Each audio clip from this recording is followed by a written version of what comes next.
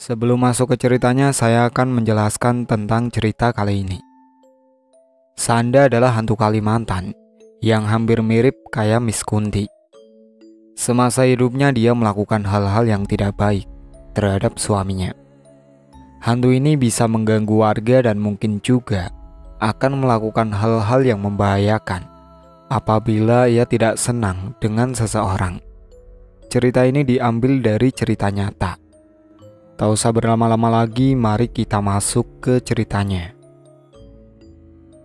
Pengalaman pribadi di tahun 2010.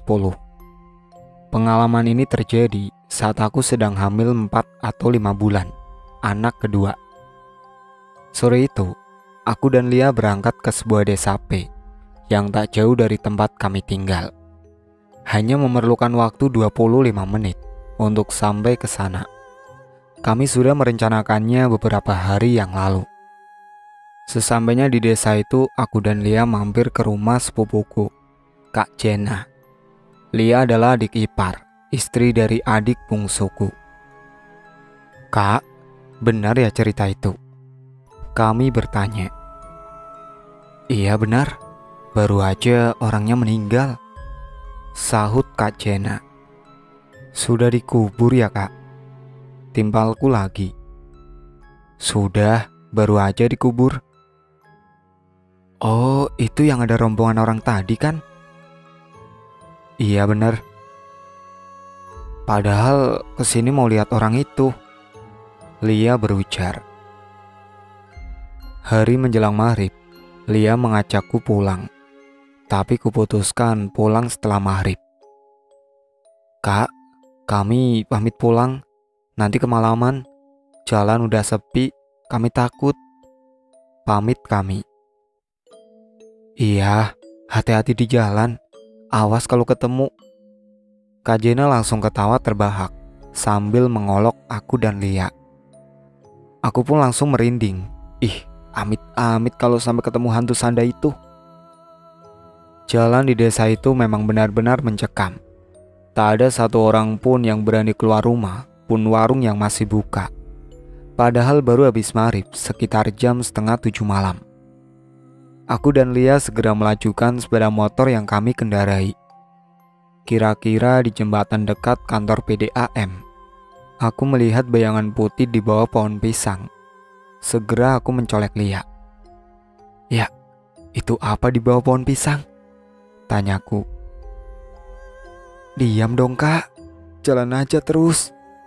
Lia menempelkan jari telunjuk ke bibirnya. Saat melewati pohon pisang itu, tercium bau bunga melati bercampur bau busuk. Dan aku pun sempat melirik ke arah benda putih itu. Astagfirullahaladzim, subhanallah, la ilaha illallah, Allahu Akbar. Seketika aku beristighfar. Entah apakah Lia melihat atau tidak, tubuhku bergetar hebat saking takutnya. Untung aku masih bisa mengendalikan laju motor.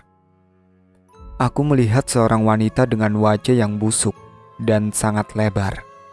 Separuh wajah itu ditutupi oleh rambut yang panjang dan amburadul. Karena ketakutan melihat benda putih itu, mulutku gak bisa diam, terus nyerocos. Ya, kamu tadi melihat Sanda kan? Tanyaku. Lia diam 1000 bahasa, tapi tangannya terus mencolek-colek aku. Iya, bau harum dan bau busuknya masih tercium. Tanpa sadar, aku melihat ke belakang melalui kaca spion. Astagfirullahaladzim, hantu itu mengikuti. Aku pun makin ketakutan. Tak terasa, air mataku jatuh. Ingin aku berteriak karena takut. Aku pun menangis. Lia yang kuajak ngomong pun tetap tak bisa bersuara. Dia hanya memintaku untuk terus membaca ayat-ayat Allah. Sepanjang perjalanan kami hanya diam membisu. Terasa lama untuk sampai kembali ke rumah.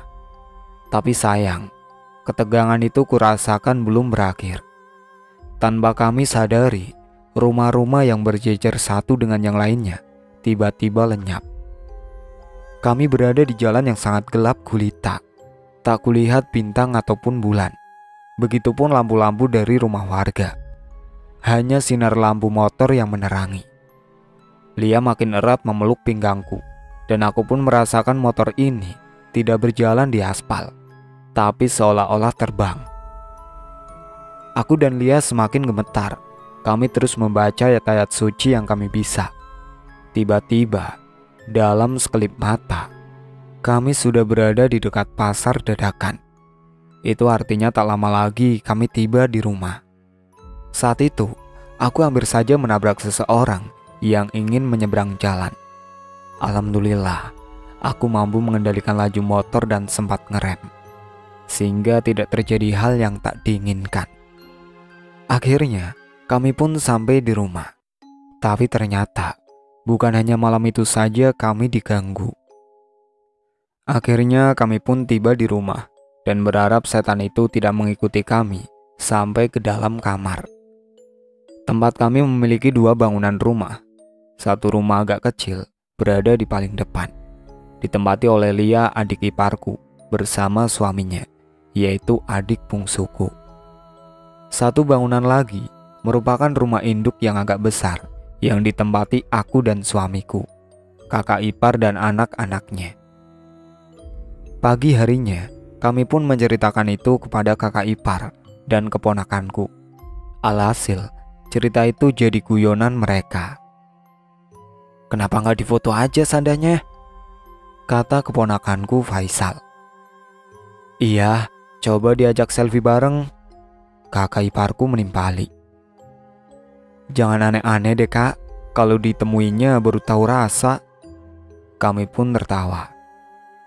"Kalau dia menemuiku, aku ajak selfie bareng deh," lanjut kakak iparku lagi. "Semoga saja kakak nanti ditemui." Malam pun tiba, aku merasa was-was sekali. Mau kemanapun aku selalu meminta temani suami, takut ketemu lagi. Malam berlalu menjadi pagi. Alhamdulillah, malam itu tidak terjadi apa-apa.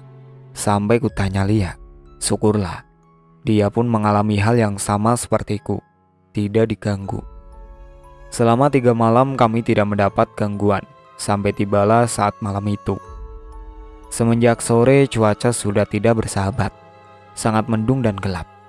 Gelegar guntur dan percikan kilat menyambar di udara.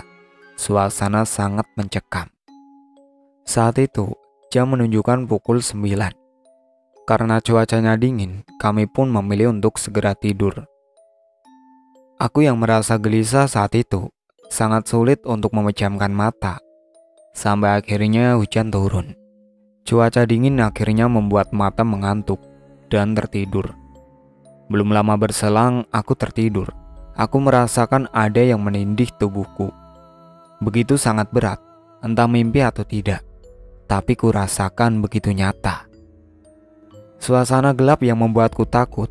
Aku berusaha untuk menggapai suamiku yang tidur di samping, memintanya segera menyalakan lilin.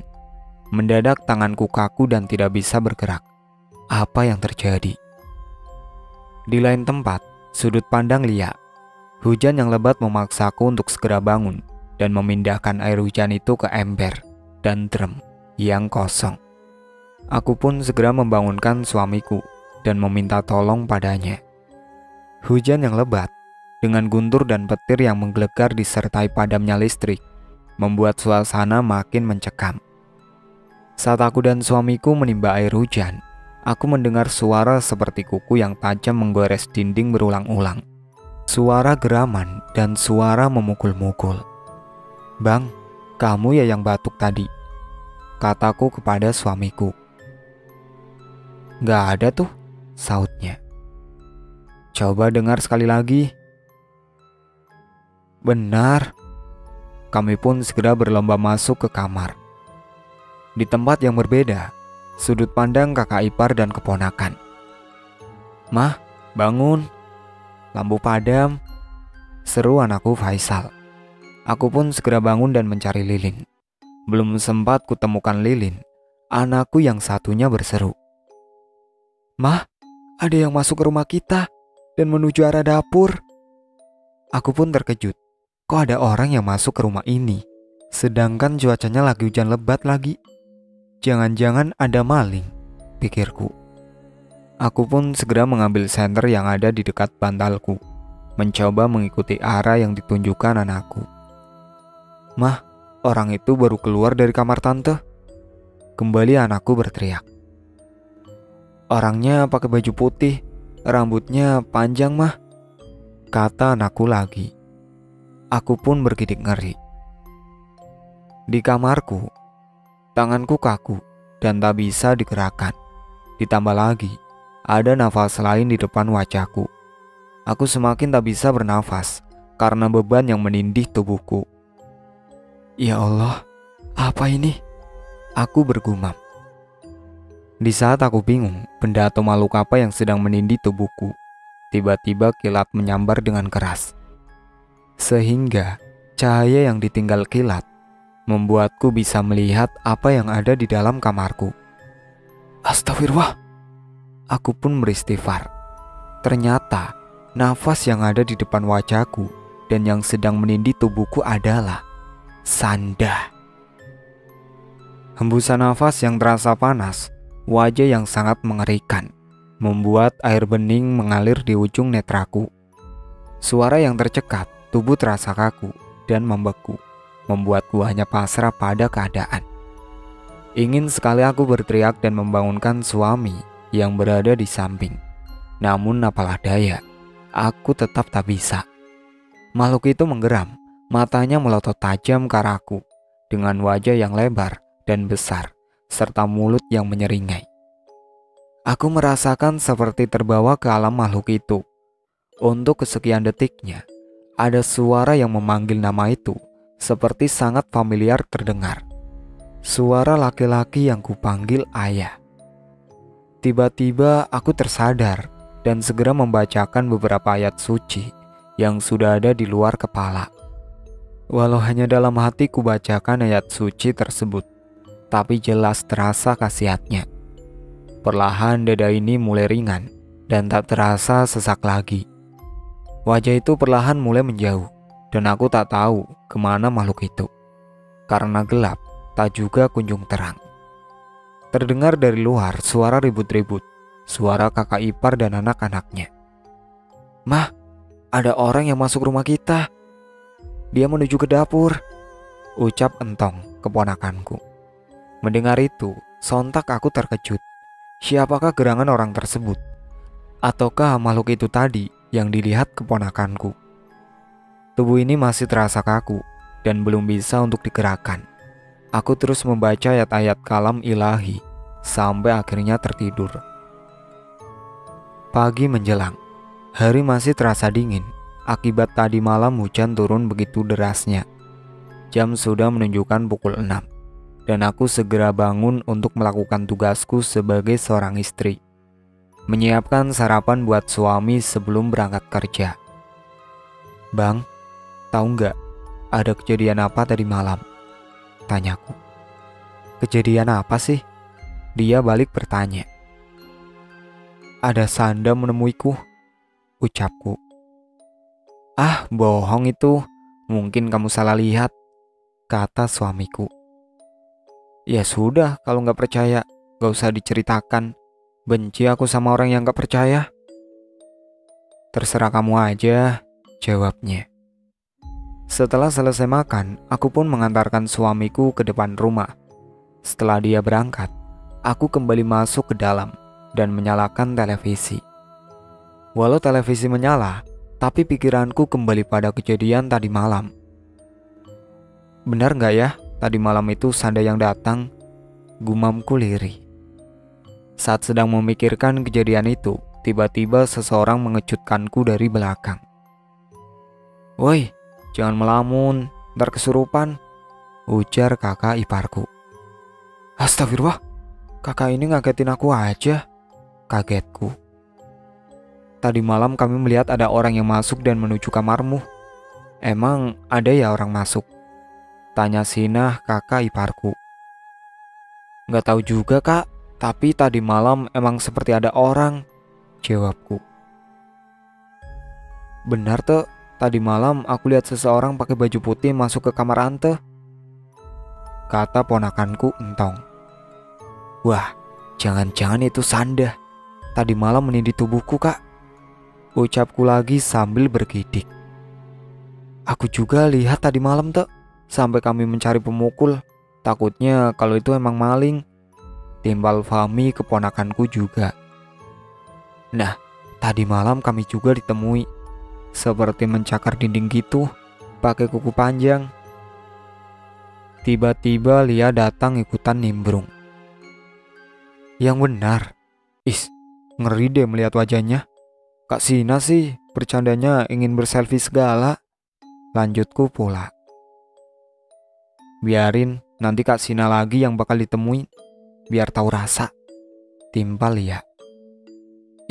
Jangan deh. Jadi ikut takut juga. Ucap Kak Sina.